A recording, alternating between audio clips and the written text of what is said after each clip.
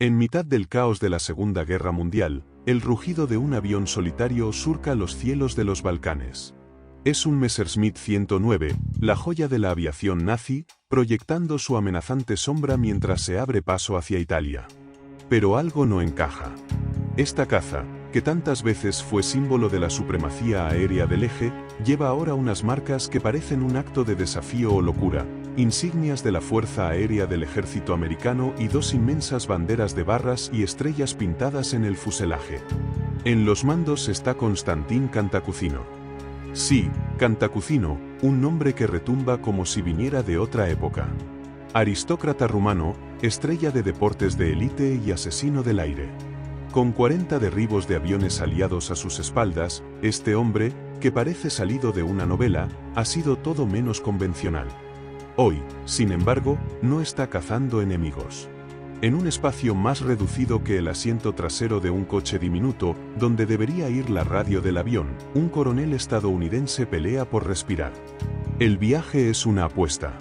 Cantacuzino, atravesando un cielo plagado de peligros, sabe que su avión, pintado como está, es un blanco en potencia tanto para los aliados como para los alemanes. Un solo vistazo equivocado desde tierra y las baterías antiaéreas podrían convertirlos en un amasijo de hierros ardientes. Si logran llegar a su destino y aterrizar intactos, Cantacuzino tendrá que enfrentarse a algo casi tan complicado como las balas: explicar qué demonios está haciendo volando un caza alemán con un estadounidense a bordo. Nacido el 11 de noviembre de 1905, Cantacuzino no era un hombre común. Descendiente de emperadores bizantinos, alto, elegante, con una puerta que podía intimidar tanto como fascinar, este rumano era un verdadero renacentista en una época de brutalidad. Campeón de tenis, amante de la velocidad, capaz de batir récords sobre motos y coches, y líder del equipo nacional de hockey sobre hielo. Todo lo hacía con una mezcla de talento innato y humildad que pocos entendían, y menos aún podían igualar. Hay una anécdota que lo define mejor que cualquier biografía. 1931, Campeonato Mundial de Hockey sobre Hielo. El equipo rumano, liderado por Cantacuzino, es aplastado 15-0 por los estadounidenses. Un resultado humillante. Pero al terminar, en lugar de esconderse o explotar en rabia, se acerca al árbitro, un americano, y le pide un favor. Que les diga a los jugadores del otro equipo que, aunque el marcador era una masacre, ellos, los rumanos, habían aprendido algo valioso del partido. La escena podría parecer sacada de otra época. Un caballero en el hielo, una figura que parece anacrónica en un siglo definido por la guerra y la destrucción. Pero ese era Cantacuzino, alguien que, incluso en medio del desastre, encontraba una forma de volar por en el aire. Cantacuzino encontró su hogar. Era como si el cielo lo reclamara desde que, allá por 1933, obtuvo su licencia de piloto. No volaba solo aviones, volaba sueños, ambiciones, algo que lo elevaba más allá de lo mundano. Fue piloto personal del príncipe Vivescu, presidente de la Federación Internacional de Aviación, lo que le permitió acumular más de 2000 horas de vuelo cruzando el continente europeo. Pero eso no era suficiente para él. Cantacuzino quería más, siempre más. Se sumergió en el mundo de la acrobacia aérea, convirtiéndose en una estrella. En 1939, dejó boquiabierta a Rumanía al ganar el concurso nacional a bordo de un Bucher-Jungmeister, un avión diseñado para bailar en el aire. Sin embargo, mientras Konstantin surcaba los cielos haciendo piruetas imposibles, Europa se desmoronaba. La tormenta de la guerra estaba en el horizonte, y Rumanía, como tantos otros países atrapados entre gigantes, estaba a punto de ser arrastrada. En septiembre de 1940, el general fascista Ion Antonescu asumió el control del país. Su misión era clara: aliarse con la Alemania nazi y las potencias del eje para recuperar lo que consideraba tierras robadas. Besarabia y el norte de Bucovina habían sido arrancadas de las manos rumanas por los soviéticos ese mismo año, y, por si fuera poco, Hungría y Bulgaria también habían mordido pedazos del mapa rumano. Era un golpe al orgullo nacional, un dolor que ni siquiera los más fervientes antifascistas podían ignorar. La guerra era inevitable, y Rumanía, bajo el mando de Antonescu, se unió al avance alemán contra la Unión Soviética en junio de 1941. Para entonces, Constantín Cantacuzino tenía su destino casi asegurado. Había sido nombrado piloto o jefe de la Aerolínea Nacional Rumana, conocida como Lares. Era un trabajo cómodo, alejado de las trincheras y del rugir de los motores en el frente. Pero él no estaba hecho para la comodidad. No podía quedarse en tierra mientras otros hombres iban al frente, mientras los aviones cruzaban los cielos llenos de peligro. Así que hizo lo que siempre había hecho, desafió las expectativas. Movió cielo y tierra para asegurarse un lugar en el 53º Escuadrón de Caza. Se despidió de la cabina espaciosa y de los vuelos comerciales y se enfundó en el estrecho espacio de un avión de combate Hurricane Mark I. Era un cambio radical, pero él estaba listo. Porque para Cantacuzino, la guerra no era solo una lucha por la supervivencia de su país, era también una batalla personal, un desafío más que enfrentaría con la misma pasión con la que enfrentaba el aire.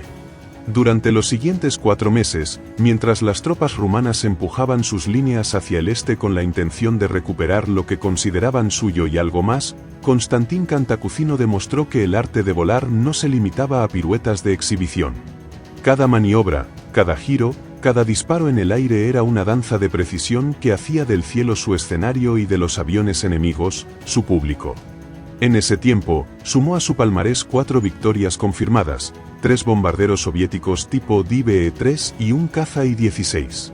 Además, dejó en la incertidumbre a 2 aeronaves más, probablemente abatidas, pero que nunca serían verificadas del todo. Sin embargo, su primer contacto con la guerra fue breve, casi un guiño del destino.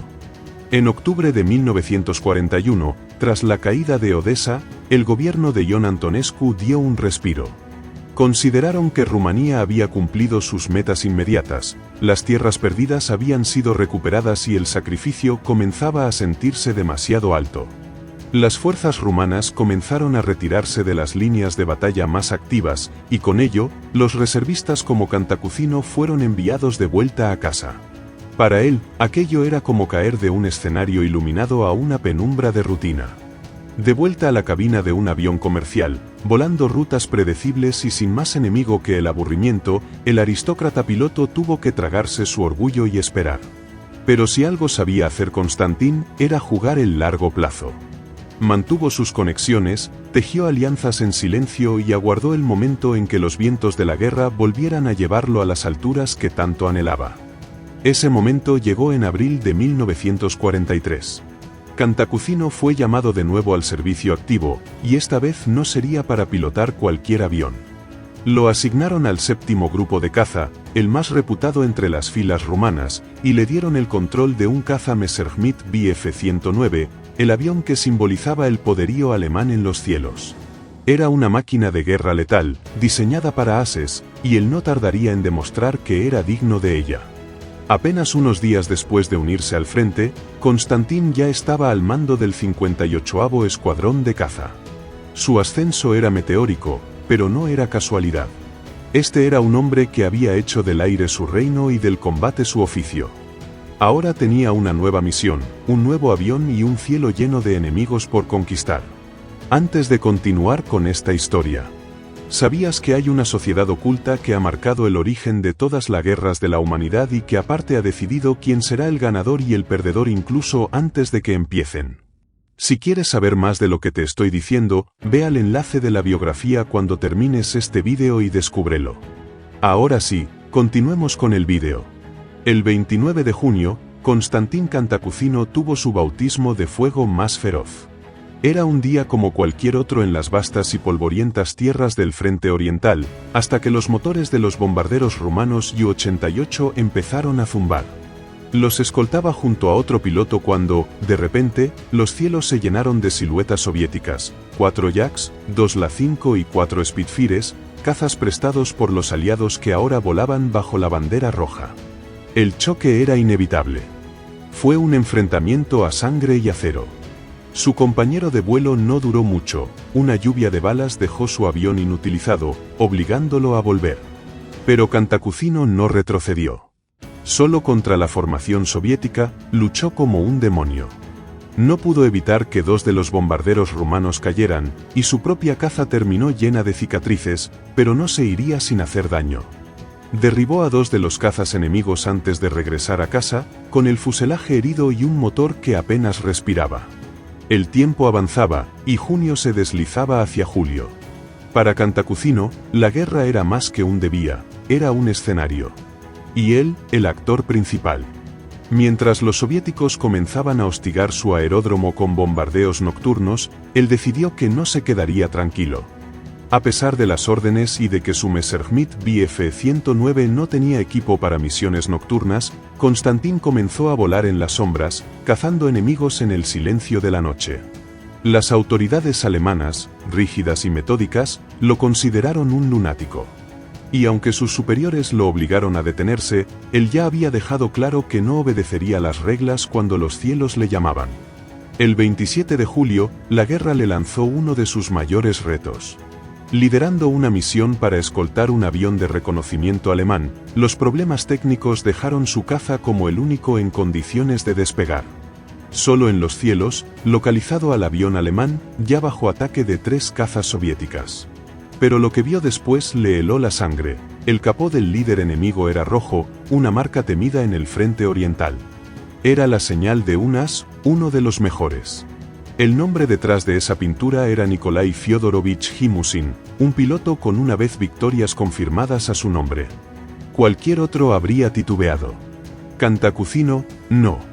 En lugar de huir, aceleró directo al combate, disparando desde la distancia para atraer a los soviéticos hacia él. 2 minutos de maniobras intensas lo llevaron al lugar exacto donde quería estar, detrás del avión rojo. Una ráfaga precisa, calculada con la frialdad de un cirujano, enviada al avión de Himusin en llamas hacia la tierra. Los escoltas soviéticos no esperaron a averiguar si serían los siguientes. Huyeron. De regreso, el destino aún tenía otra prueba para él. Se topó con un bombardero P-2. No hubo dudas, ni misericordia.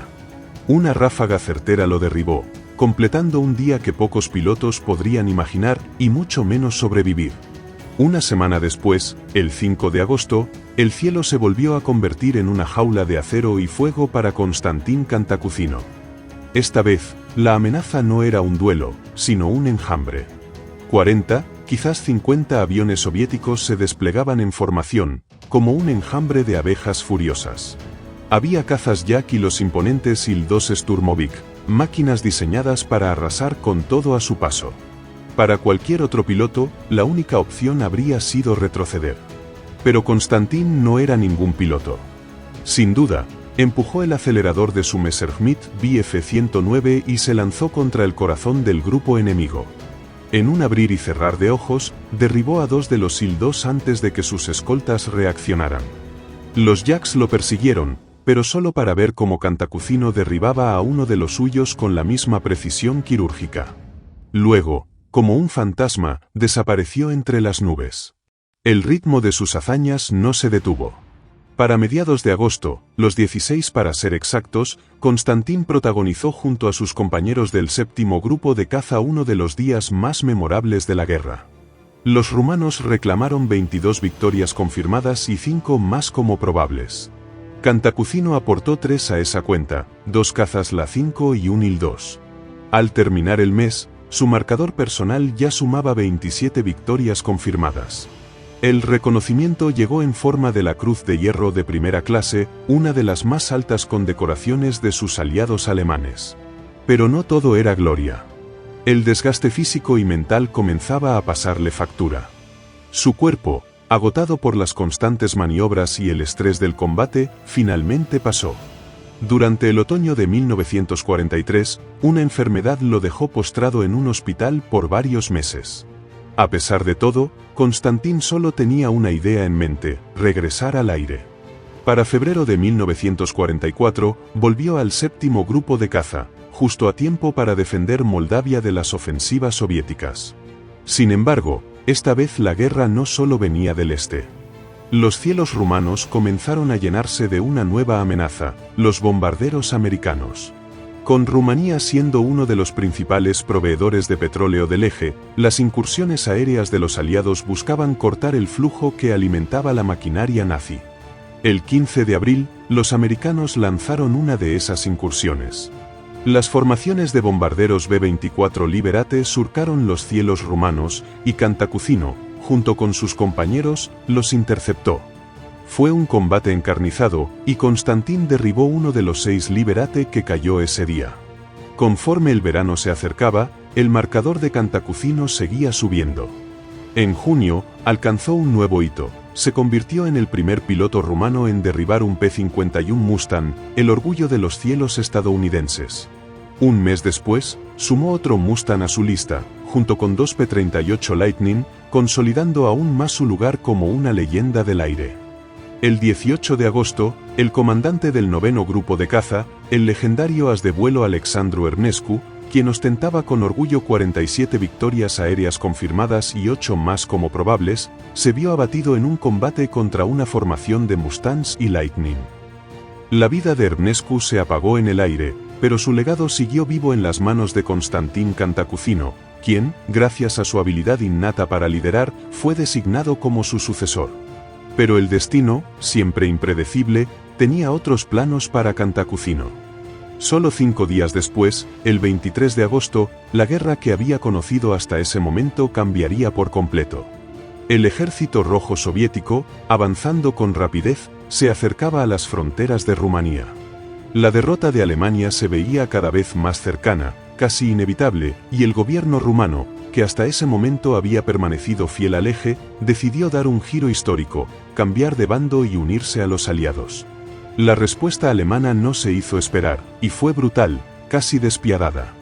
Los bombarderos de la Luftwaffe, operando desde aeródromos cercanos que todavía mantenían bajo su control, comenzaron a asediar Bucarest con una furia que parecía llevar el peso de la traición. En ese caos aéreo, los restos de los grupos de caza 7º y 9º se movilizaron para defender la capital rumana. Al frente de ellos, Constantin Cantacuzino, el mismo hombre que había pasado 3 años derribando aviones soviéticos y americanos, ahora tenía que enfrentar a sus antiguos aliados. Los cielos de Rumanía se convirtieron en un escenario surrealista, donde las lealtades se invertían como un mal truco de magia.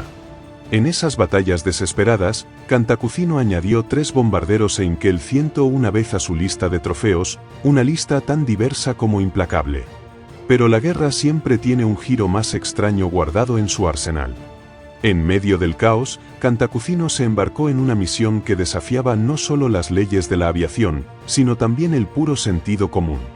Con Rumanía cambiando de bando, cientos de aviadores aliados escaparon de los campos de prisioneros, solo para encontrarse atrapados entre las fuerzas alemanas en retirada y el avance soviético.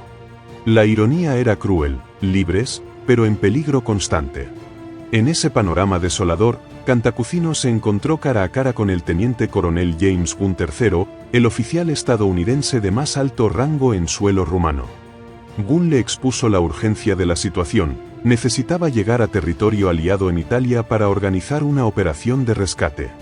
Cantacuzino, acostumbrado a convertir lo imposible en su rutina diaria, encontró un viejo bombardero rumano, un SM-79, para la misión.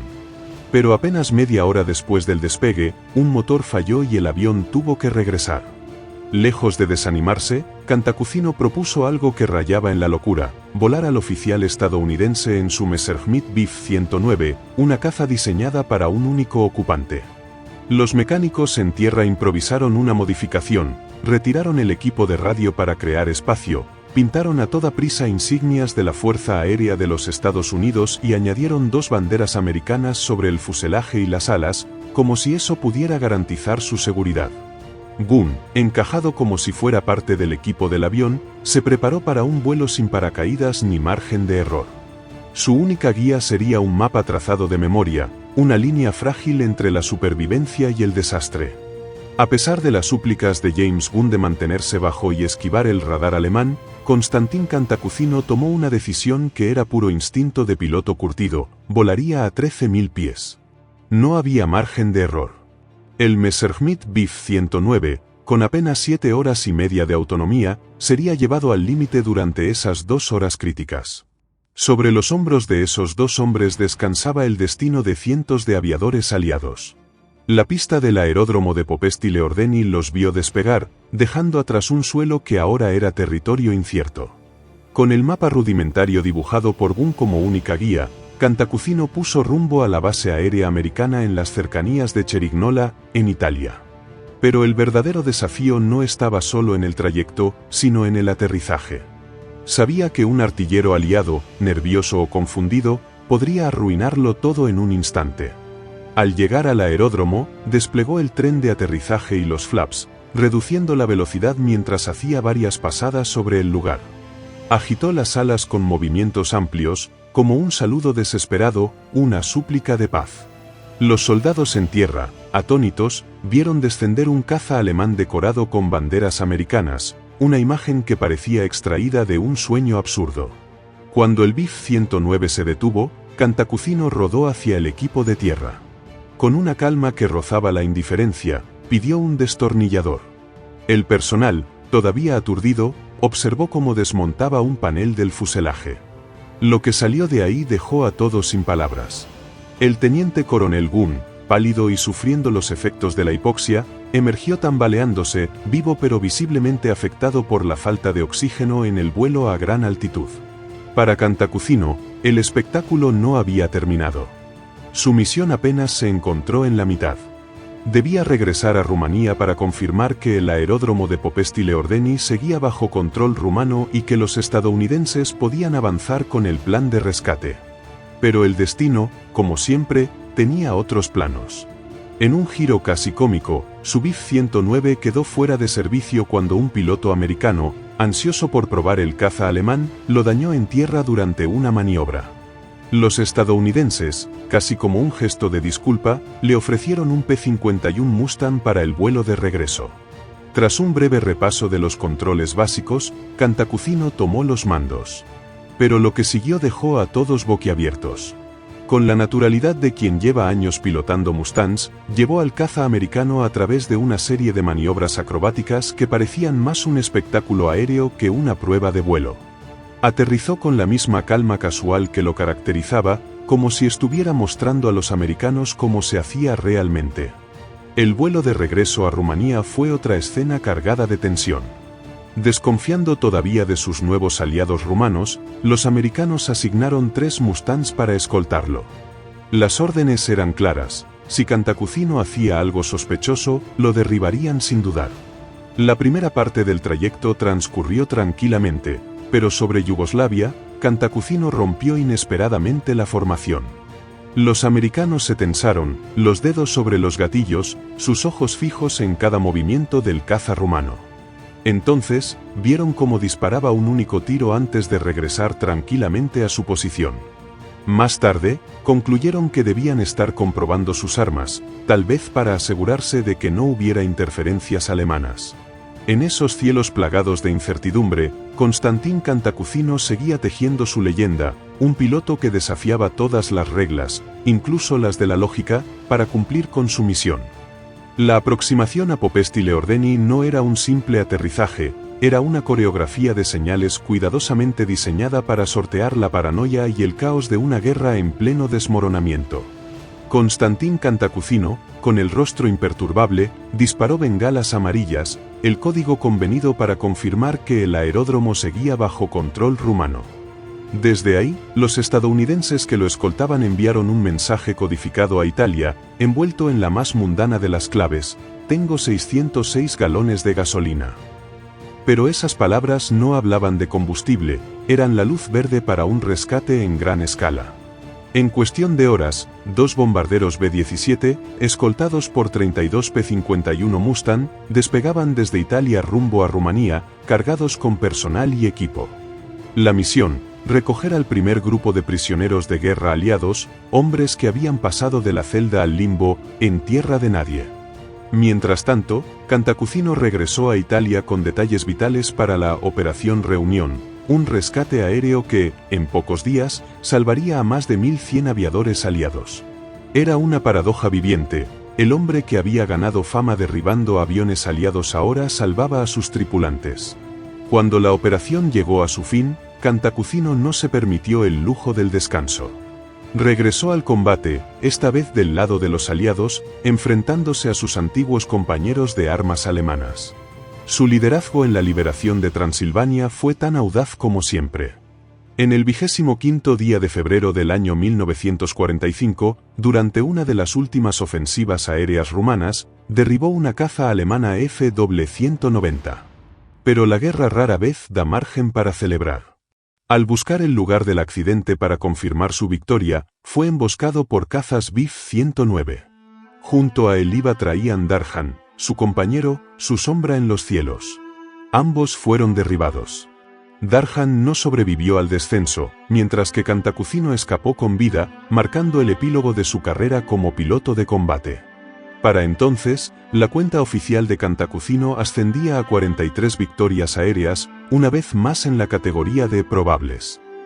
Sin embargo, el sistema de conteo rumano, usado durante gran parte del conflicto, elevaba su total a 69, más que cualquier otro piloto rumano. Su lugar en los anales de la historia estaba asegurado, pero el final de la guerra no trajo la paz que merecía. Con Rumanía bajo la sombra del comunismo, Cantacuzino se encontró en el lado perdedor de la historia. El régimen soviético, despiadado en su reestructuración, confiscó las propiedades de la antigua élite y envió a muchos a la cárcel. Cantacuzino perdió sus tierras, su estatus y eventualmente su matrimonio. Solo, cargando con el peso de su pasado, escapó en 1947, primero a Italia y luego a España.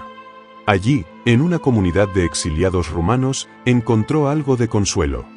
Con su ayuda, compró un avión y se dedicó a los espectáculos de acrobacias aéreas, una vida tan cerca del cielo como siempre había estado.